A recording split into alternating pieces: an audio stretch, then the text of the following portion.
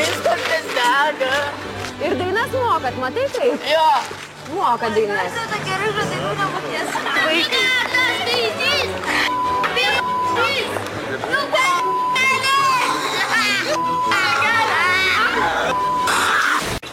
Gal norėtum kažką pasakyti mūsų visuomeniai, gal nori kreiptis į tautą?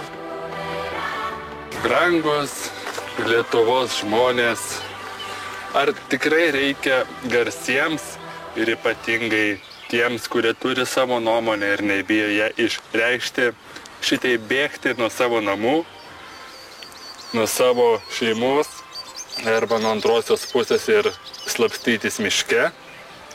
Ar visgi iš jūsų pusės galėtų būti pagarbos žmogui, tolerancijos kitokiam, arba, sakykime, pagalvojimas, kom tas žmogus galėtų būti jum naudingas. Jeigu pas jūs būtų daugiau gerumo, aš manau, kad sunkmetis tikrai būtų išgyvenamas lengviau, nes šiaip turėtų būti, kad blogose dalykuose žmonės tampa geresni. Deja, šito jumise nėra ir jeigu jūs neatsimerksite, tikrai nebus.